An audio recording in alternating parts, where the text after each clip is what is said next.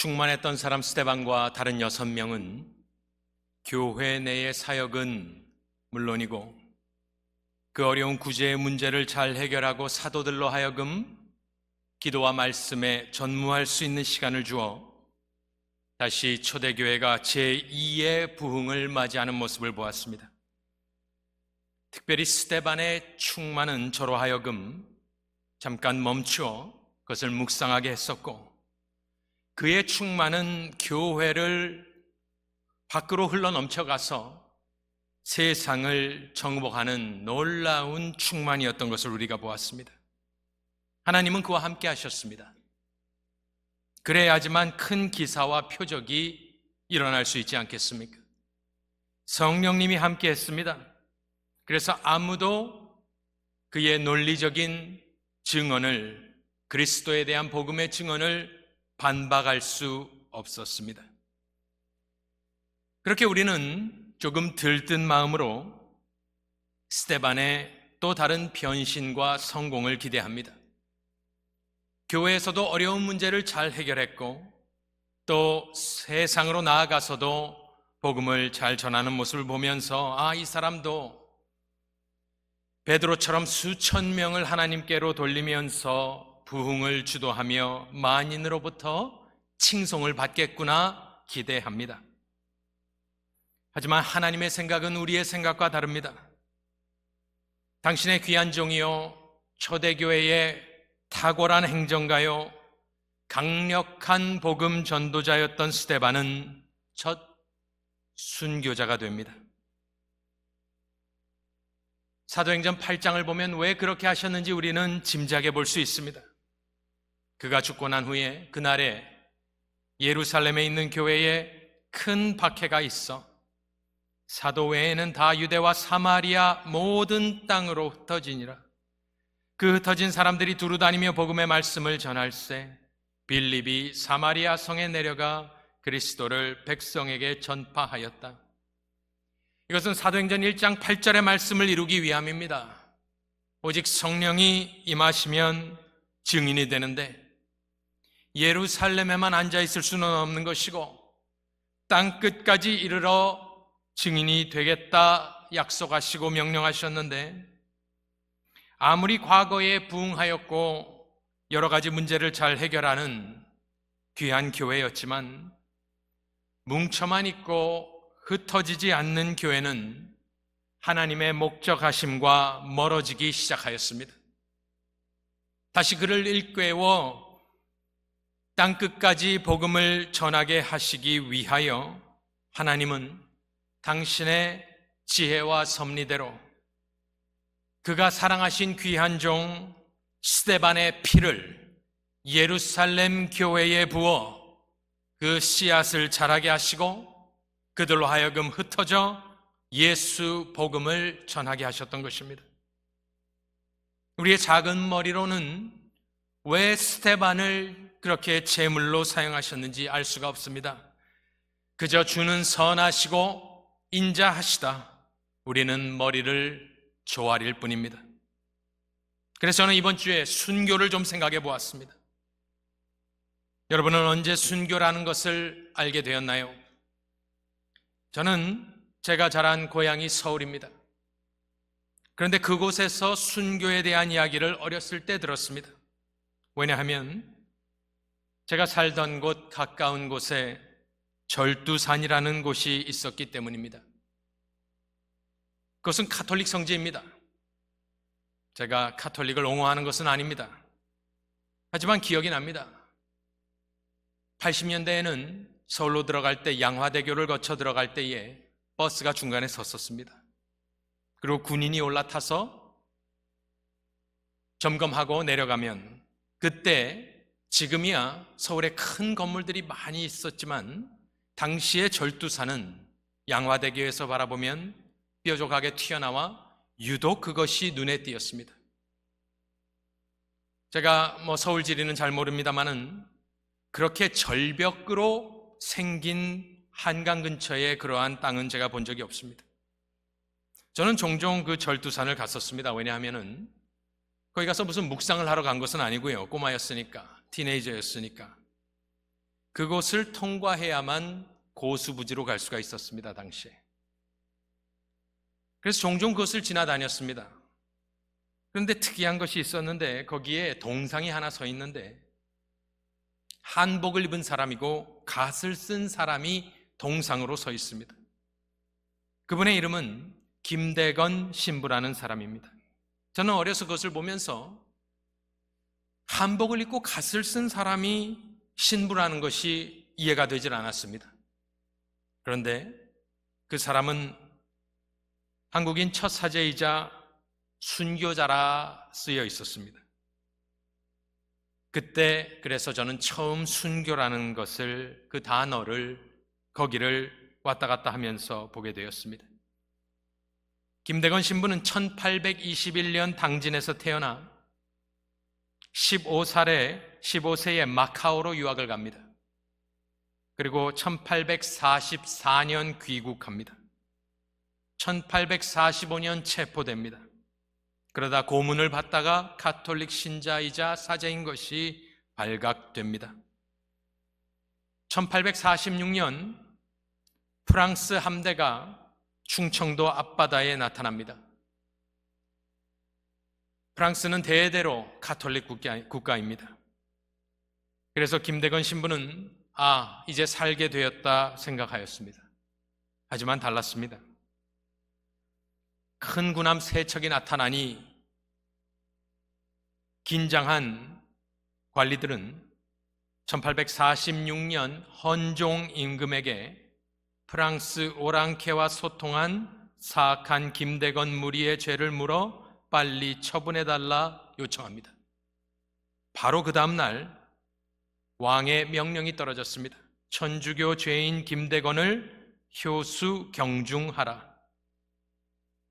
그래서 바로 그 다음 날 1846년 9월 16일 새남터, 바로 절두산이 있는 곳입니다. 그곳에서 사형이 집행됩니다. 서소문으로부터 따라간 목격자의 증언에 따르면 단 2번의 칼을 받고 참수되었다 증언하였습니다. 김대건의 나이 26세였습니다. 찾아보니 그 집안은 4대째 순교 집안인데 증조부는 옥사하였고 작은 할아버지는 참수되었고 당고모는 교수되었고 아버지는 1839년 아들을 유학 보낸 죄로 참수형에 처해졌습니다. 병인 박해라고 들어보셨습니까? 1866년에 있었던 일입니다. 흥선대원군이란 사람이 양인, 혹시 병인 박해 때 절두산에서 죽은 사람들의 숫자를 혹시 알고 계십니까? 8,000명이 죽었습니다. 그거는 적은 숫자고 10,000명, 8,000에서 10,000명을 이야기합니다. 다 그곳에서 하루 한 날 죽은 것은 아닙니다. 하지만 1866년 정권을 잡고 있던 사람은 외적을 무찌른 것도 아니고 그저 가톨릭 신자들이란 사람들을 잡아다 8,000명의 목을 베어 그곳의 이름은 절두산이 되었습니다. 세계 교회사에서도 유례가 없을 정도의 숫자인 것입니다. 8,000명이 누가 죽었는지는 알지 못하지만 24명의 사람의 이름이 기억이 됩니다. 다른 사람들은 이름이 없습니다. 24명의 이름을 보면 19살 먹은 사람이 2명입니다. 21살이 1명입니다. 물론 교파는 다르지만 참으로 저희를 숙연하게 만듭니다. 제 모교회는 서교동 교회입니다.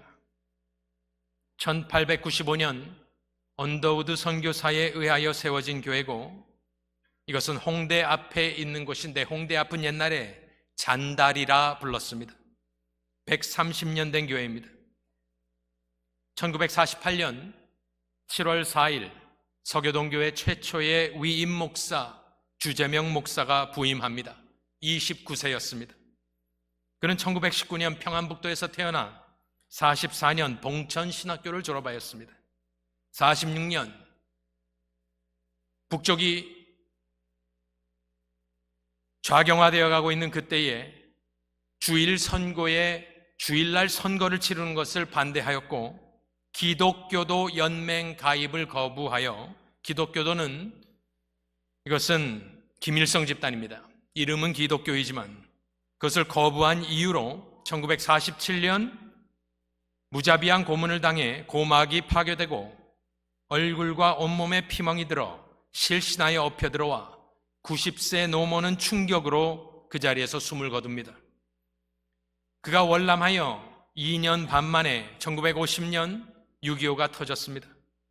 모두 피난 가고 피난을 권했지만 주 목사는 적 치하에서도 주일이면 예배를 드렸습니다.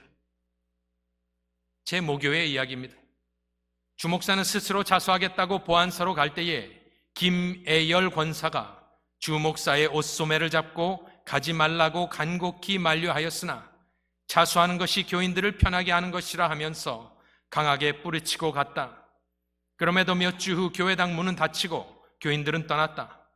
주 목사의 가족은 먹을 양식이 없어 주 목사는 리어카를 끌며 아현동 굴레방 다리로 나가 배추와 야채를 받아다 남대문 시장의 파라끼니를 이어가며 보안사에서 부르면 언제든지 갔고 1950년 8월 3일 보안소에 또다시 불려갔다.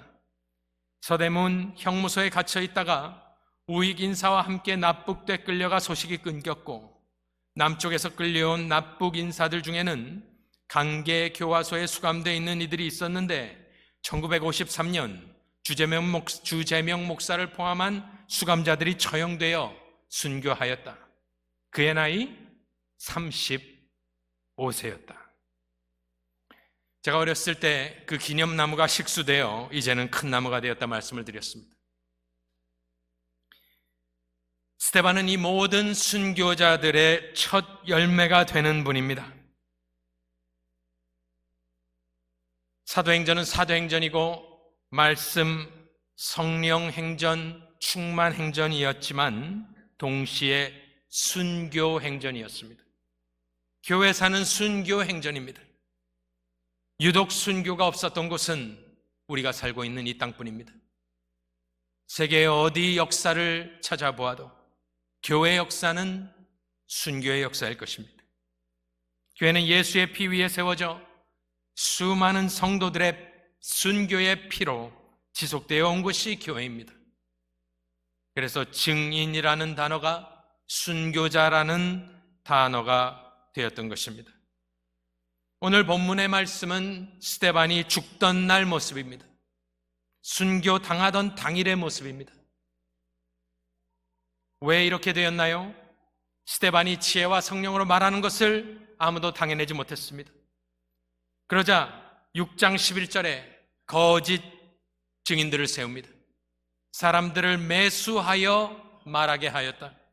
13절에 거짓 증인들을 세우니 이르되 도저히 당할 수 없기 때문에 사람들을 사서 거짓말을 하라. 완전한 거짓말은 아니었습니다. 왜냐하면 예수 안에서 완성된 율법을 이야기하며 이제는 모세의 시대가 폐해졌다 이야기를 하였지만 그것을 꼬투리 잡아서 그들은 거짓 증언을 하였습니다. 이 일은 신속하게 진행이 되었습니다. 왜냐하면 12절에 보니까 백성들이 나옵니다. 지금 자유인이 된 회당 사람들과 논쟁이 붙었지만 하루 이틀 한 것은 아니었던 것 같습니다. 그래서 이제 보니까 백성들이 나옵니다. 이 백성들이란 단어는 불특정 다수 군중을 이야기합니다. 장로들과 서기관들을 충동시켜, 서기관들은 지금식으로 이야기하면 로여입니다. 서기관들을 충동하여 와서 잡아가지고 찾아보니 잡아가지고는 그냥 우리와 함께 가십시다 이것이 아닙니다. 이 잡아가지고라는 단어는 거칠게 잡아 끌고 오다라는 단어입니다. 그들이 이른 곳은 공회입니다. 공회가 무엇입니까? 헬라말로 읽어보니 산헤드린이라 나와 있습니다. 이것은 재판소입니다. 우리식으로 이야기하면 법정입니다. 그래서 7장에 나오는 것은 스데반의 설교가 아니라 법정 증언이 되는 것입니다. 쉽게 생각해서 지금 이 장면은 인민재판이라고 생각하면 됩니다. 인민재판에 논리가 있나요? 변호사가 있나요? 없지요. 선동가가 있습니다. 정죄당한 사람이 있고 군중이 있고 함성만 있는 것이 바로 그것이 인민재판입니다. 지혜로웠던 스데반은 그 상황에 나는 오늘 죽는구나 직감하였을 것입니다. 그때 누군가 현대식으로 이야기하면 한 장의 스냅 사진을 찍습니다. 그것이 6장 15절의 말씀입니다. 그 소란한 가운데 사내들인 법정에 군중이 몰려와 있고 모두 다 그를 죽이고자 살의에 가득 차 마귀의 얼굴을 하고 있는 것입니다. 그런데 누군가 사진을 찍었다 칩시다. 공회 중에 앉은 사람들이 다 스데반을 주목하여 보니 그때 장면을 묘사하는데 어떻게 되어 있느냐? 그 얼굴이 천사의 얼굴과 같더라.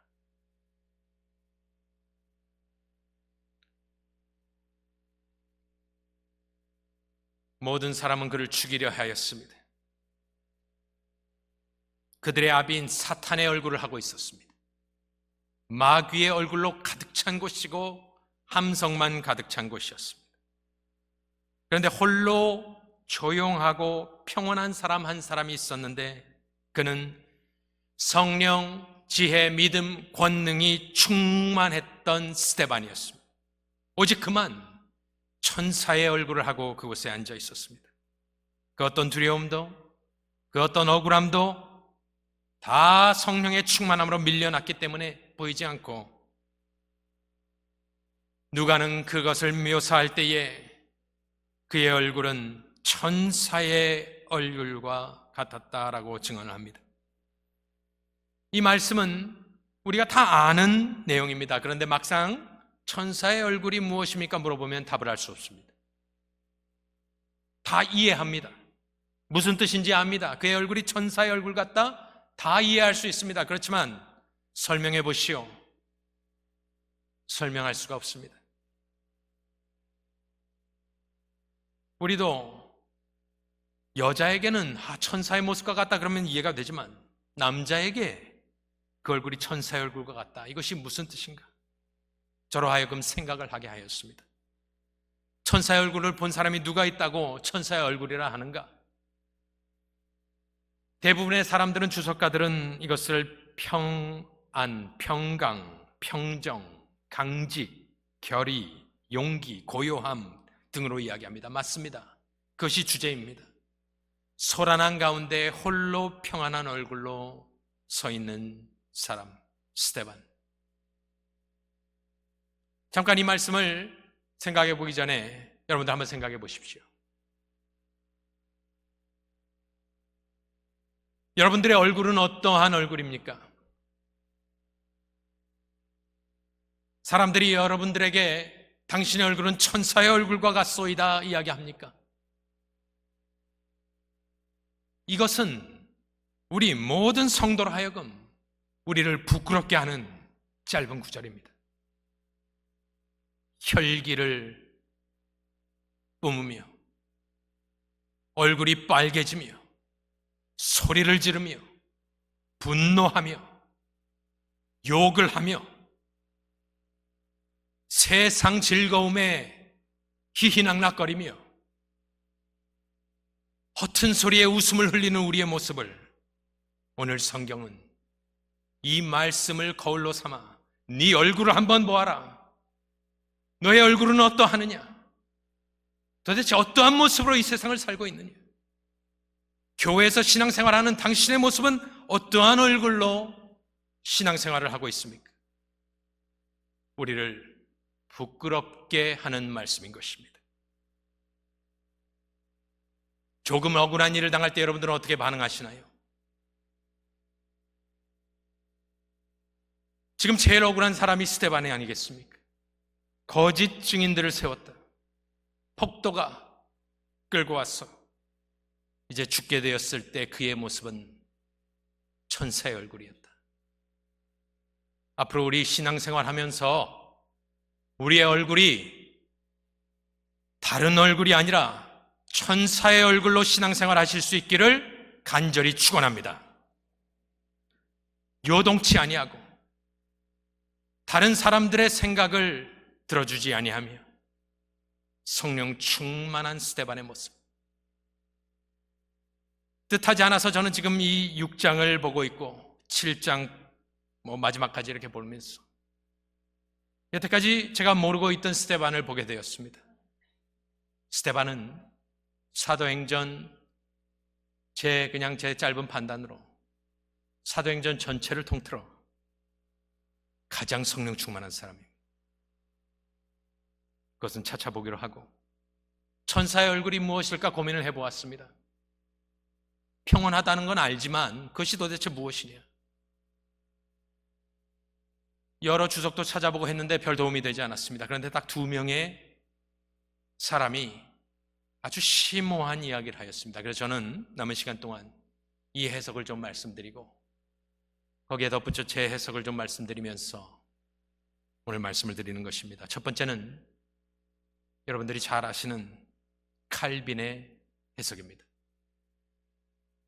칼빈은 기독교 강요가 있고 주석이 있고 설교가 있습니다. 다 봐야 하는데 주석에는 별 말이 없습니다. 근데 설교집을 읽어보았습니다. 그런데 거기에 어떻게 설명이 되어 있냐면은 저는 천사의 얼굴이 어떻게 생겼을까가 궁금했는데 칼빈은 완전히 다른 각도에서 이 말씀을 보고 있었습니다. 항상 하는 대로 칼빈은 하나님 중심적인 사고방식을 가지고 있습니다. 이것은 제가 말로 설명할 수가 없습니다.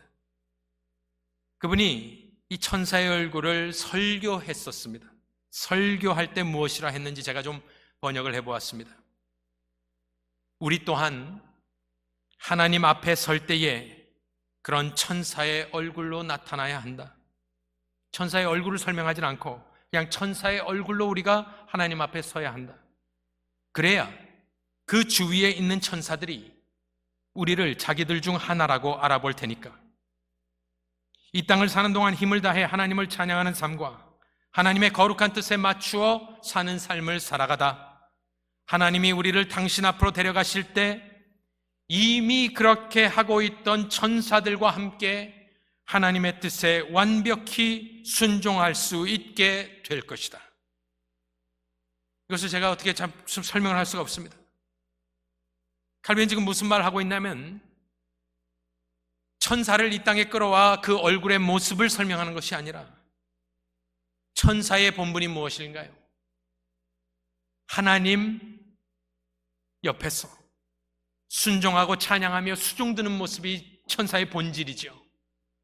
그러니 그 얼굴의 모양새를 설명하다라기보다는 천사들의 모습을 설명하며 우리 또한 평소에 하나님의 뜻에 순종하는 삶을 살아라, 그 이야기를 하고 있는 것입니다. 천국 갔을 때 그렇다면 너희들의 모습도 천사의 모습일 테니 천사들이 우리도 자기들 중 하나라고 인정해 주지 않겠느냐, 이렇게 쉽게 풀어 설명을 하고 계셨습니다.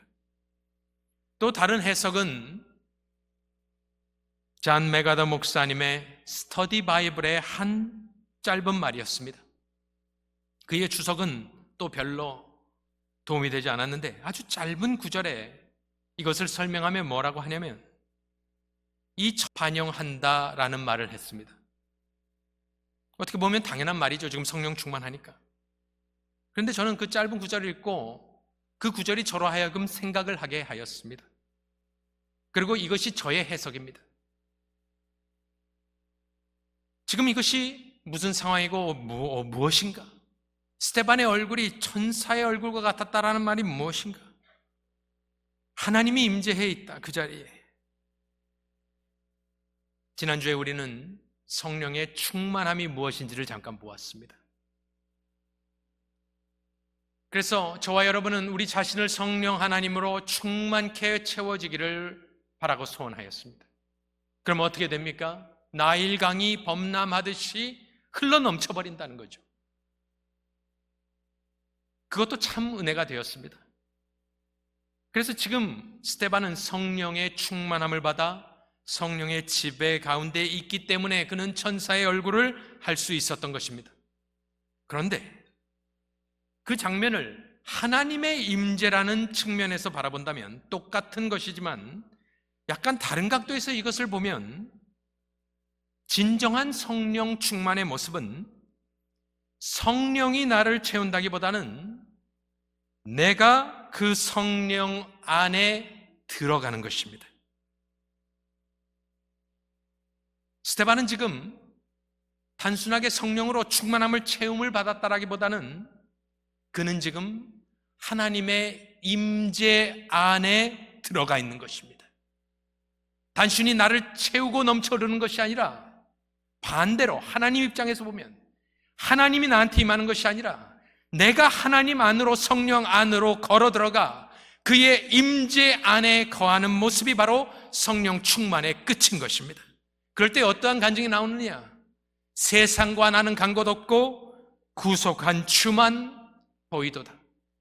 그것이 바로 성령의 충만한 모습, 아니 내가 성령 안에 들어가 있는 모습이 바로 이 성령 충만의 끝인 것입니다.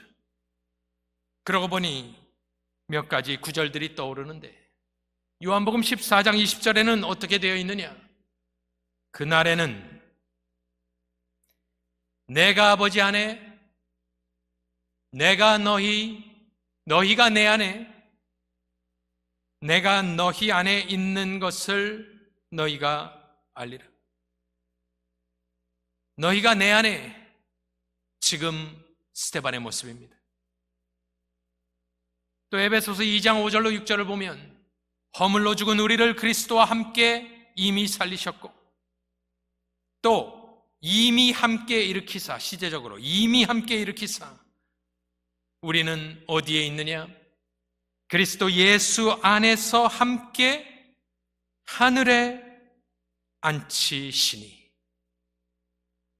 이것을 추상적으로 신학적으로만 생각할 것이 아니라 지금 그 말씀은 스데반에게 이루어지고 있는 것입니다.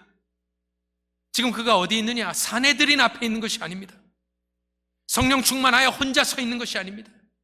그의 성령 충만은 하나님으로부터 받은 것을 뛰어넘어 반대로 완전히 그리스도 예수 안에, 성령 안에 지금 그 안에 들어가 있기 때문에 그는 지금 그리스도 예수 안에서 하늘 보좌 우편에 예수와 함께 앉아 있는 모습, 그것이 바로 스데반의 모습인 것입니다.